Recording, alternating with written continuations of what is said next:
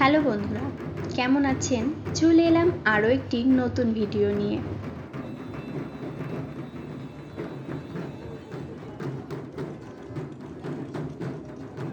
বাঙালির শ্রেষ্ঠ উৎসব দুর্গাপূজা। আকাশে বাতাসে আগমনের সুর, মানুষের মনে খুশির ছোঁয়া। আজ বলবো দুর্গাপূজা সার্বজনীন হিসাবে কিভাবে শুরু হয়। সার্বজনীন দুর্গাপূজা আসলে আধুনিক বাংলার এক সামাজিক সাংস্কৃতিক আন্দোলনের ফল। আগে দুর্গাপূজা হতো প্রধানত ধনী জমিদার, রাজা বা বড় বড় পরিবারের বাড়ির পূজা হিসাবে। সাধারণ মানুষ যেখানে দর্শনার্থী হলেও পূজার আয়োজন বা অংশগ্রহণের সুযোগ ছিল না।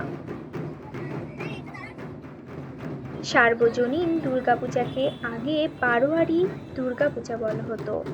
বারোয়ারি শব্দের অর্থ হলো 12 যুক্ত ইয়ারি, অর্থাৎ 12 জন বন্ধু মিলে পুজোর আয়োজন করা। শুধু 12 জন বন্ধুই নয়, বহুজন মিলে চাঁদা তুলে পুজোর আয়োজন করা। 1990 দশকের হুগলি খোসাবা অঞ্চলে প্রথম কমিউনিটি পূজার আকারে কিছু লোক মিলে সামগ্রী পশন তুলে দুর্গাপূজা করেছিলেন। তখন থেকেই পূজায় সবার অংশগ্রহণ ধীরে ধীরে জনপ্রিয় হতে শুরু করে। কলকাতায় প্রসার 19 শতাব্দীর শেষ ভাগে।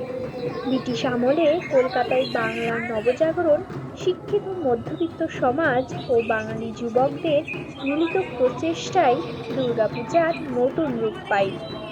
স্থানীয় ক্লাব ও সমিতি চাঁদা তুলে পুজোর আয়োজন শুরু করে। 1910-এর দশকে কলকাতায় সিমলা ব্যায়াম সমিতি সার্বজনীন দুর্গাপূজা আয়োজন করে, যা অনেকের মতে প্রথম সংগঠিত সার্বজনীন পূজা। সার্বজনীন পূজা শুধু ধর্মীয় উৎসব নয়, বরং সামাজিক মিলন ক্ষেত্র ও স্বাধীনতা সংগ্রামের বার্তা ছড়ানোর জায়গাও হয়ে ওঠে। স্বাধীনতা আন্দোলনের কর্মীরা এই পুজোকে ব্যবহার করতেন জনগণকে একত্রিত করতে। 1910 সালের পর কলকাতায় অন্যান্য অঞ্চলে কুমোরটুলি, কলেজ স্কয়ার, বাগবাজার সার্বজনীন দুর্গাপূজা শুরু হয়েছিল। 1918 সালে শুরু বাগবাজার সার্বজনীন দুর্গোৎসব আজও খুব জনপ্রিয়। আজকের দিনে সার্বজনীন দুর্গাপূজা শুধুমাত্র পুজো নয়, এটি সাংস্কৃতিক উৎসব, সামাজিক মেলবন্ধন ও শিল্প সৃজনের অন্যতম ক্ষেত্র। মণ্ডপ, আলোকসজ্জা, শিল্পকর্ম ও থিম ভিত্তিক আয়োজনের মাধ্যমে একটি আন্তর্জাতিক পরিচিতি লাভ করেছে।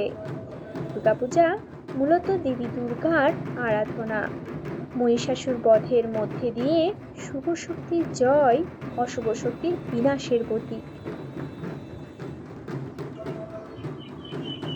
আমাদের ভিডিওটি যদি ভালো লাগে, লাইক, সাবস্ক্রাইব এবং শেয়ার করবেন এবং আমাদের পাশে থাকুন।